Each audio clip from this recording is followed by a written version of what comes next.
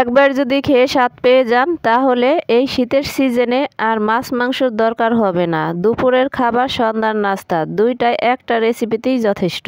চলেন যাই, এই একটা রেসিপি আমি কিভাবে তৈরি করলাম আপনাদের সাথে একটু ডিটেলসে শেয়ার করি। এইখানে আমি কয়েক টুকরা ফুলকপি নিয়েছি, আর আমার যতটুকু লাগবে ততটুকু পরিমাণে এখানে আমি মসুরের ডাল ভিজিয়ে রেখেছিলাম। এখন আমি কয়েকটা কাঁচামরিচ দিয়ে একটু ব্লেন্ড করে নেব, আর সেই ফুলকপির টুকরাগুলো একটু গ্রেটার দিয়ে গ্রেট করে নেব। এটা আপনারা চাইলেও বটি দিয়ে একদম মিহি করে কুচিয়ে নিতে পারেন, ওইটাও ভালো হবে, তবে গ্রেটার দিয়ে করলে ওইটা বেশি মিহি হয়। এখন আমি ব্লেন্ড করা ডাল সেই ফুলকপির ভিতরে দিয়ে দিলাম। এখন একে একে কিছু মশলা অ্যাড করব।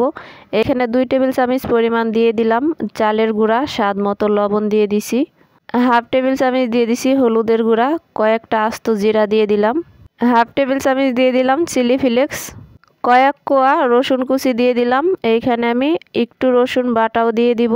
এইখানে আমি রসুন কুচি এবং রসুন বাটা দুইটা এইখানে ব্যবহার করলাম। মুঠ ভরতে 1 মুঠ ধনিয়ার পাতা দিয়ে দিছি, 1 মুঠ দিয়ে দিছি পেঁয়াজ কুচি। এখন সবগুলো উপকরণ আমি হাত দিয়ে ভালো করে মেখে নেব।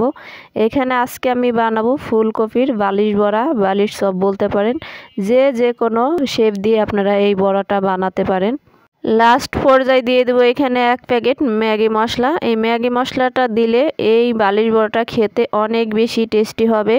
ফুলকপির বালিশ বড়া, বালিশ চপ যে কোনো একটা আপনারা বলতে পারেন, এখানে কোনোই সমস্যা নাই। চলে আসলাম চুলায় একটা প্যান বসিয়ে পর্যাপ্ত পরিমাণে এখানে তেল দিতে হবে। তেল দিয়ে আমি এই যে লম্বা লম্বা করে একটু শেপ দিয়ে চপগুলো, বড়াগুলো আমি ভেজে নেব। এখন ফুলকপির চপ বড়া দুইটাই কিন্তু খেতে অনেক বেশি ভালো লাগে। ফুলকপি অনেকেই ভীষণ পছন্দ করে, আমিও কিন্তু অনেক পছন্দ করি। চপ, বড়া, ভাজি, ঝোল যেটাই রান্না করেন এই ফুলকপি দিয়ে, সেটাই আমার কাছে অনেক বেশি ভালো লাগে। আর শীতের প্রথম দিকে তো কোনো কথাই নেই। এই ফুলকপির বালিশ বড়াটা আমি সন্ধ্যার নাস্তায় বানিয়ে নিয়েছিলাম, খাওয়ার জন্য অনেক বেশি ভালো লাগছিল।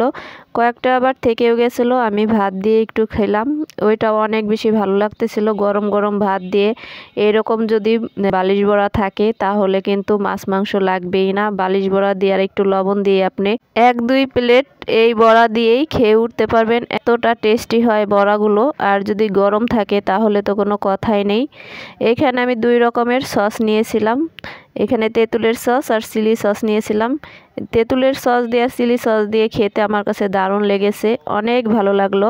আমার কাছে তো ভালো লাগলো। আপুরা রেসিপি ফলো করে অবশ্যই আপনারাও বাসায় তৈরি করবেন, আর আমার কমেন্টে জানাবেন। আমার রেসিপিগুলো একদম সহজভাবে আপনাদের সাথে শেয়ার করি, আপনাদের কাছে কেমন লাগে। আজকের রেসিপি আমার এই পর্যন্তই। সবাই ভালো থাকবেন। ভিডিওটা দেখার জন্য সবাইকে অসংখ্য ধন্যবাদ।